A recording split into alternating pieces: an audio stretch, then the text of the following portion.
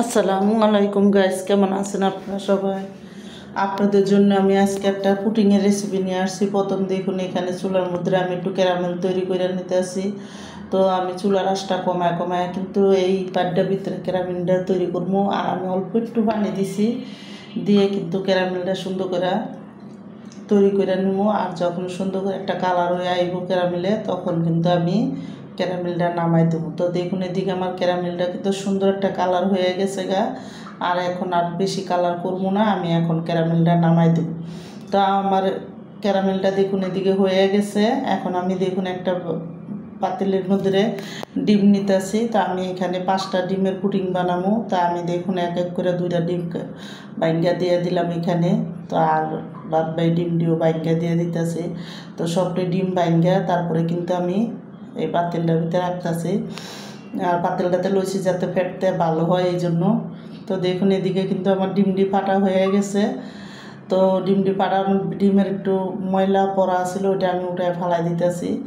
দেখুন পাতিলটার ভিতর থেকে তো ফালাই দিয়া এখন আমি এখানে কিন্তু চিনি দিয়া দিব। তো চিনিটা দিয়া তারপরে আমি ডিমটা ভালো করে ফেটবো। তো দেখুন এদিকে আমি চিনিটা এখন দিয়ে দেবো।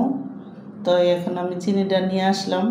এবার চিনি আমি এখানে 1 কাপের মতন চিনি দিছি, ছোট কাপে দিয়ে বা আরও মতন ফেটটা নেব। চিনিটা গলা পর্যন্ত আমি কিন্তু এই পুডিংটা ফেটবো। তো চিনিটা যখন সুন্দর করে গলা হয়ে যাব, তারপরে কিন্তু এখানে আমি দুধ গাঢ় করে দুধ গুলে রাখছি, ওই দুধটা গাঢ় করে রাখছি, ওই দুধটা আমি দিয়ে দেবো। তো এখানে কিন্তু গাঢ় গাঢ় দুধ দিছি একটা ভালো মতন।